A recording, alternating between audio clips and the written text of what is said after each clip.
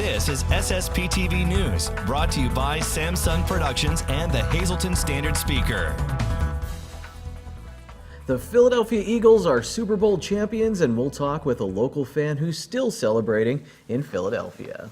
Happy Super Monday. I hope you're still enjoying yourselves, Eagles fans. I'm Ken Kara, and you're watching us in HD on Service Electric Cablevision Channel 513 and in SD on Channel 13. And remember, the Samsung Productions app lets you take us with you on the go. Now here's your Monday headlines from SSPTV and the Hazleton Standard Speaker.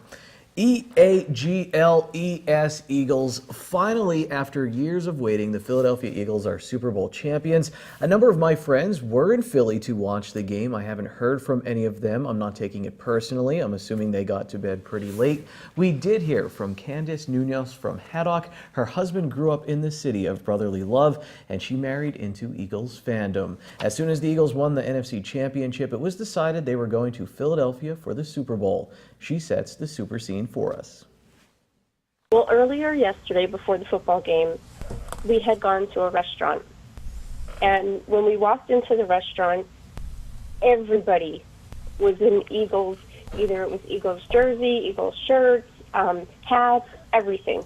There was banners all over the city. And everybody just seemed so talkative and just so together. And as we were watching the game, you could hear people outside yelling, "Go Eagles," and every touchdown, there was fireworks going off. Every move, everybody was screaming and yelling because they were fighting for that team, because they know that the Eagles are Philadelphia, the city of brotherly love. And I've never seen a city come together so much as I did yesterday, and I could just imagine when I leave the house today what it's going to be like. What was the celebration like? It was amazing. Everybody was out in the streets. They were cheering on the Philadelphians, that it was finally their turn and that they deserved it, and everybody was just enjoying themselves. What is the city's relationship like now with Nick Foles and just what he was able to do? I mean, what were people talking about even last night as his performance, as his legend continues to grow in Philadelphia? Oh, yes. It's like he's a saint. I mean, Carson Wentz started it off and brought him to, and then Nick Foles just finished it off and showed him what he could do, and he deserves all the credit that is coming to him. Did you believe in the beginning of the playoff run, Carson Wentz gets hurt? I mean, from the outside, I think they were underdogs the whole time. Did you and your family, even though you're Eagles fans, was there ever any doubt that they would go this far? I had a little bit of doubt, I will be honest, but my husband didn't. He knew that they were going all the way. So what was your husband's reaction like? I mean, did you get to watch him at all as he sees it finally happen? And how's he doing? He was crying. Today he is in his glory. He is just with that Kool-Aid smile on his face, and he's in his glory. Would you encourage other Eagles fans to get down there and join you guys for the parade from Northeast Pennsylvania? Yes, definitely. It is an experience all on its own, and it's an experience you'll never forget. The parade will be Thursday at around 11 a.m. and it will start at Broad and Pattison Streets, and it will travel north to the Art Museum. Our Tom Novotny wants me to remind you it's in Philadelphia, not Hazleton on Broad Street. It won't end at the Hazleton Art League. Well, with temperatures in the 20s, a wild and crazy group of volunteers thought Saturday was the perfect day to take a jump in the lake at Urana Park in Weatherly. Led by Mayor Tom Connors and his wife Michelle, a total of 22 people braved the icy waters to take part in the borough's first ever polar plunge. 2 by 2, the participants entered the frigid water with 2 firefighters in waterproof rescue suits standing by to assist.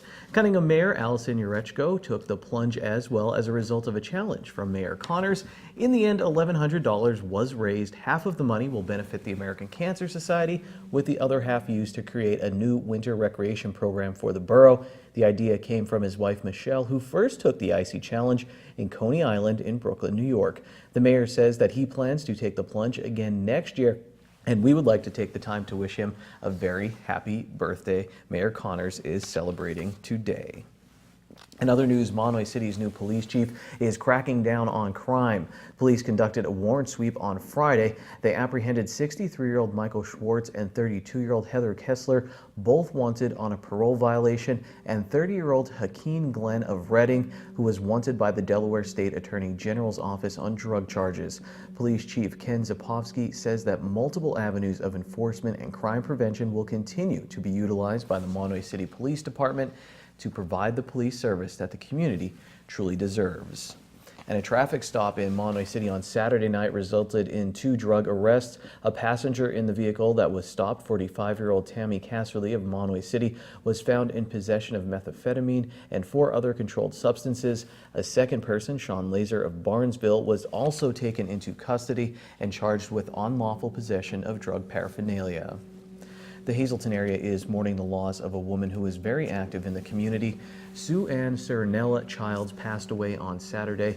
She was well known as the office manager and co-founder of her husband, Dr. Robert Childs' pediatric practice in Hazleton. She supported him during his tenure as a member of the Hazleton Area School Board, and people raved over the delicious meal she prepared for years for the Pennsylvania Theater of Performing Arts. She was also a member of PTPA's executive board. Sue also prepared meals for the Divine Providence Homeless Shelter and the Salvation Army in Hazleton. Our sincere condolences to the family and friends of Sue Childs.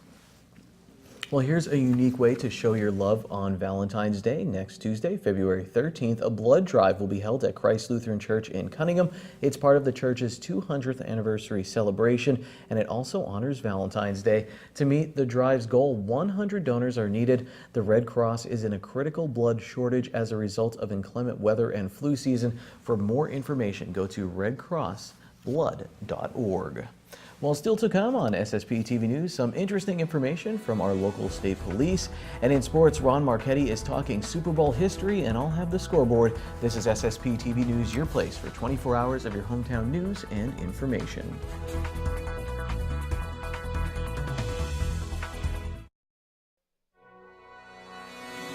This is SSPTV News, brought to you by Samsung Productions and the Hazleton Standard Speaker.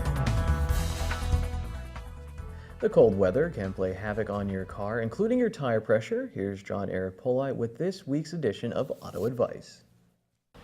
Well, this time of the year, it's very common for your tire pressure light to come on, and when it does, most people usually ignore it. But is that a good thing? I'm here with Mark Ondition, who's the owner of Luzerne Tire. Mark, let's start there. The tire pressure light comes on. Should you ignore it, or should you get out and check your tires? No, absolutely. The tire pressure light's a good thing. A lot of people say they hate the light.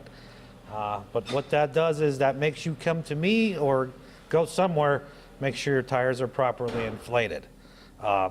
Properly inflated tires mean proper tire wear and fuel economy. It's very important. All right, so as soon as that happens, you should obviously get out the tire gauge. You should check and measure to see what the pressure is inside the tire. But what exactly is the correct number that you should be at, or where the kind of an estimate of where you should be at with that tire gauge? A good estimate on that we use on everything is basically 35 pounds. Light trucks and regular passenger cars, 35 pounds. Heavier trucks require more air, 3/4 ton trucks, stuff like that. But 35 pounds is a pretty good neutral place to be. Okay, now let's say we're one of those people who don't really understand how exactly to fill up the tire pressure. So obviously you go to any gas station, just about has them. Turkey Hills have them. So you could do it on your own. You don't have to go to a garage in order to do it. So let's just say you pull up, you know, you're gonna do it yourself. How exactly would you go about doing it and filling up that tire pressure? Well, if you're going to do it yourself, you should have a tire gauge, which I don't have the pen type tire gauge here, but we use a digital gauge to make sure it's right. And number two is on every single car, on the passenger side door jamb, when you open the door, there's a little tag in there and it'll tell you how much air to put in there. I wouldn't always trust a gauge at a Turkey Hill or a Sheetz or stuff like that. It's just sometimes they're not accurate. Sometimes they let more air out than they're putting in. So good rule of thumb is if you try to have a gauge with you, 35 pounds is always a good thing. And if you're not sure, it's on that tag on the door or in the owner's manual of the car. Okay, and if you're in a situation that you feel uncomfortable, that you can't change it yourself, you could always come down here, right, to Luzerne Tire, and you guys could fix it for them. Absolutely. We don't charge anything for air. You can come in, we'll check the tires so that they're properly inflated, and we can even show you how to do it. We do that a lot. Hey, well, that sounds good to me, Mark. Mark, obviously, thank you for your time. Very helpful hints that you just gave out to everybody that's listening right now, and continue to keep watching SSP TV News. Time now for weather on SSPTV News. I am praying the sun melts all the snow and ice in my driveway because I am not shoveling when I go home. Sorry, Allison. Here's your weather forecast now from the National Weather Service. Tonight there is a 20% chance of some precipitation. May see some snow showers after 3 a.m. Increasing clouds will have a low of 18 degrees. On Tuesday, again, 20% chance of precipitation, maybe some snow showers before 10 a.m., but then it will become mostly sunny, high of 31 degrees. At night, 50% chance of snow showers after 1 a.m., mostly cloudy, low of 18 degrees. New snow accumulation of less than ½ an inch possible. And then more snow on Wednesday. We'll have a high of 33 degrees plus some freezing rain. And then Wednesday night, 80% chance of freezing rain, possibly mixed with snow showers before 7 p.m. We'll have a low of 18 degrees. Thursday, the sun comes out, but a high only in the mid-20s. Thursday night, partly cloudy, low of 10 degrees. Friday, partly sunny, highs in the mid-20s. And then Friday night, mostly cloudy, low of 19 degrees. I'm very pleased to have back in our studios today our good friends from the Pennsylvania State Police at Troop N, Trooper David Peters, a public information officer, and Trooper Anthony Petrosky, also a public information officer. Thank you, gentlemen, for both being here. You're here to talk about two great programs run by the State Police, Camp Sunny Day and Camp Cadet. I'm going to start with you first, Trooper Peters, about Camp Cadet. This has been going on for literally more than 3 decades. Absolutely. Troop N, I mean, Camp Cadet itself with the Pennsylvania State Police started around 1970. Ours, obviously, Troop N established theirs a little bit after that, but it's been going on for 30 years now. It's a youth program that's sponsored by the State Police, as well as a Camp Cadet board, which is made up of civilians to assist with the raising of funds to pay for this camp. Ages 12 to 14, male and female, can join from the counties of Monroe, Columbia, Carbon, and Lower Luzerne counties. It's a week-long program. They stay there. They have no technology with them. And they kind of learn a lot about law enforcement and state police training in more of an education-based atmosphere. Now, this is taking place this summer, July 15th through the 20th, but you're already taking registration. Yes, right around the first of the year, we opened an application period. Someone could pick up an application or a brochure at their local school in those 4 counties that I named, as well as the state police stations in those 4 counties. They can also get it online at the Pennsylvania State Police website. They type in click on Troop N, and then scroll down to Camp Cadet to be able to find the application there. And they can also print it off of the Troop N Camp Cadet Facebook page. All they need to do is fill it out, mail it back. They'll be registered, and then they have to go through a selection and interview process. All right, that's a wonderful program. We've covered many events for years, and really one of the best things in this area. And then just the recent edition of Camp Sunny Day. This is the 2nd year, but that went off very well last year, so you're bringing it back. So tell us what Camp Sunny Day is all about. So Sunny Day Camp is a one-day camp for individuals with special needs and disabilities. It's for ages 8 and up, and we don't have a cutoff age. Last year was our first year running this camp, and it was a huge success.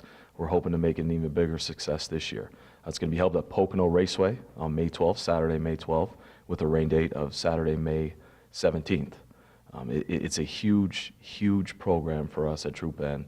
It's becoming a statewide program in the state police, and it's very humbling. It's a lot of fun. What was your reaction when the children came last year for the first time? They couldn't stop smiling. To be able to have all of these assets that police, not only the state police, but other police agencies have to offer, and to have that at their fingertips for them to take pictures and, you know, see them with their families and just try some equipment on. They didn't stop smiling the entire day. It was a lot of fun. Do you think you also inspired these children to believe they can do anything and maybe they'll be a member of the state police in the future? Absolutely. You know, the sky's the limit for these individuals. They're always happy, they're always smiling, you know, and that rubbed off onto us. That's a good thing. Absolutely, it is, yeah. We can all take a smile from anybody, so that's a really great thing. Congratulations on the success with that, because Trooper Peters said you put a lot of hard work and time into it. Oh, thank you. Yeah, we both did it. You know, it takes a lot of us to run this camp, and everybody is willing to do it because the cause is absolutely worth it. So they can get the applications the same way that he just said?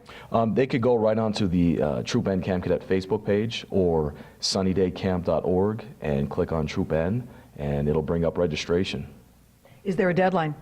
Registration, the deadline is April 6th. Okay. Deadline is April 6th for that registration. All right, very good. And we failed to mention that Camp Cadet, once again, held at Penn State Hazleton campus. That's a great atmosphere. You have the pool, you have everything there, a lot of great facilities. You bring in a lot of really interesting programs for these kids. Absolutely. They pretty much a lot of the things that you see at Sunny Day, those individuals at Camp Cadet will see over a week-long period. I mean, they'll have an opportunity to interact with the horses, our SWAT teams. There's also some information that they need to learn about internet safety and drugs and gangs, which have become an unfortunate part of our society. So, I mean, the time is now to register. They have until March 31st to get their application into us here at the State Police Barracks. All right, two great programs run by the Pennsylvania State Police and these two gentlemen, so please get your applications in for your kids because you certainly won't be disappointed.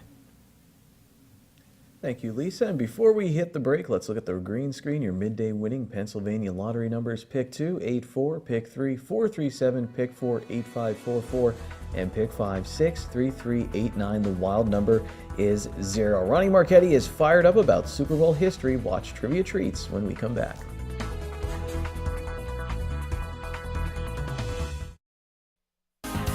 Time now for sports on SSPTV News. The Hazleton Area High School girls basketball team is still one game ahead of Crestwood in the Wyoming Valley Conference Division I standings. The two rivals will meet up on Thursday, but first, the Lady Cougars travel to Wyoming Valley West. That game will be played tomorrow. Crestwood has Dallas before the showdown. On the SSPTV Standard Speaker scoreboard, you can see the Big HA picked up a win on Friday against Coughlin. The Lady Raiders of Tamaqua, they fell to Lehighton. Monoy area has a 2-game lead over Marion in Division III of the Schuylkill League. They'll meet tomorrow. The Marion girls beat Shenandoah Valley over the weekend. The Penn State Hazleton women pushed Penn State University Athletic Conference leaders PSU Brandywine to the limit, but they took a loss in the end. Lucas Gregory had 27 points in Tamaqua's win over Lehighton in boys basketball, and Weatherly went to overtime to beat Monoy area. North Schuylkill won a Schuylkill League Division I game against Minersville with Doug Weiss scoring 16 points. The Penn State Hazleton men lost to Penn State Brandywine. Jonathan Fogarty had 18 points and 8 rebounds for Hazleton, and the Wilkes-Barre-Scranton Penguins beat Hershey and Lehigh Valley at home over the weekend. Our Ron Marchetti has some fun Super Bowl trivia coming your way right now.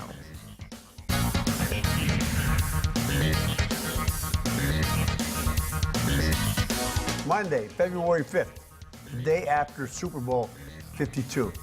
Hi, everybody. On this first Monday of the month, I cannot comment on yesterday's game because I prepared the script for this segment before the game, like yesterday morning. Maybe my parting shot, but definitely I'll comment on this on Friday's short shots. Anyway, football season is finally over, and tonight we will talk about Super Bowl for the final time this year. The Super Bowl is the biggest sporting event on this planet, but it wasn't always. And now it still would be, even if the game started at 3 p.m. instead of 6:30. Halftime was around 4:30 instead of 8. The game was over around 6:30, not after 10 p.m.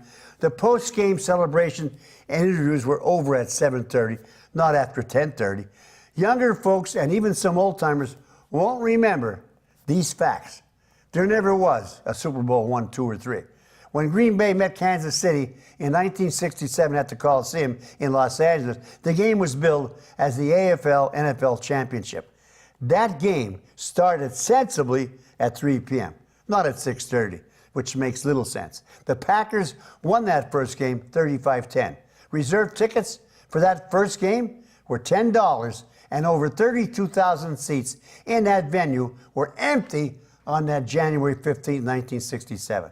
Mother of God. The second year, January 14, 1968, the name of the game was changed to the World Championship Game.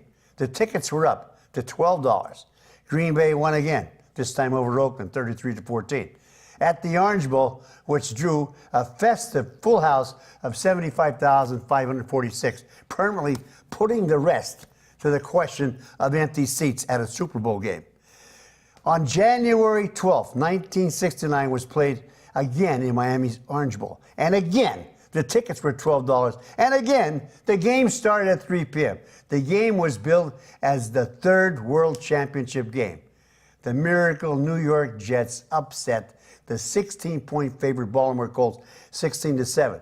Then on January 11, 1970, at Tulane Stadium in New Orleans, the name of the game was changed to Super Bowl. The tickets were $15. The game started at 2:30, and Kansas City beat Minnesota 23-7. The year after, January 7th, 1971, a full month before yesterday's game, for the first time ever, the Roman numeral V appeared on the Super Bowl game ticket. Super Bowl V, which started at 2 p.m., the earliest kickoff in Super Bowl history. The tickets were still $15. The game was played once again at the Orange Bowl in Miami, and the Colts beat the Cowboys 16-13. Moving along to 1980, tickets were $30 and the game started at 3. In 1986, tickets were $75 and the game started at 4. In 1990, Super Bowl 24 at the Super Bowl in New Orleans, the game still started at 4, but the cheapest ticket was $125. The cheapest Duke had yesterday was $2,500, and that was up in the nosebleed area. Guess what? My time is up. Really? But really, what could I say about yesterday that you don't already know? So until Friday, be a good sport. Stay loose. Good evening, everyone. Here's today's Talk of the Town. We'll kick off today's social report with Lehigh Valley Hospital in Hazleton hosting What Every Person Should Know About a Stroke. This event is on Wednesday, February 7th from 2 to 3 p.m. on the 6th floor of the building. For more information, you can call the number on your screen. The Rehabilitation Group of Downtown Shenandoah will be having a sausage, hoagie, and soup sale on February 8th at 10 a.m. Soups are $6 per quart and $3 per pint. Hoagies are $3.50 each. For more information, you can call the number on your screen. The 17th annual No Tap Bowling Tournament that benefits community services for Sight will be held on Saturday, February 10th at Valley Lanes in Seibertsville. The snow date is February 17th. For more information on this event, you can call 570-455-0421. And one today's social report with the Scranton Wilkes-Barre Rail Riders holding their annual job fair on Saturday, February 17th at PNC Field. Interviews for interns will be held from 10 a.m. until 11:30 a.m. Interviews for game day staff will be held from 12 noon until 2 p.m. And that's today's Talk of the Town. SSPTV News would like to send our sincere condolences to the family and friends of Sue Ann Childs of Hazel Township. Services will be held Wednesday from 6 to 9 p.m. at the Harmon Funeral Home in Drums. Burial will be private on Thursday. Attention pay-per-view subscribers, if you see your name now on SSPTV News, you can call in and win a free movie from Service Electric Cablevision. Today's winner is Dorothy Denmer of Ringtown. Call now and leave a message at 570-455-7267 extension 104 for your free movie.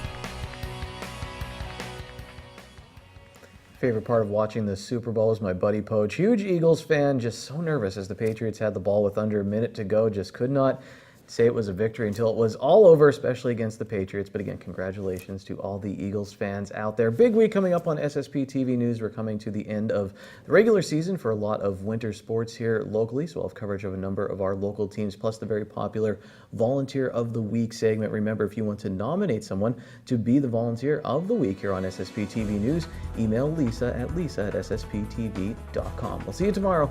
Take it easy, everyone. Watch us online anytime at ssptv.com and follow us on Facebook and Twitter.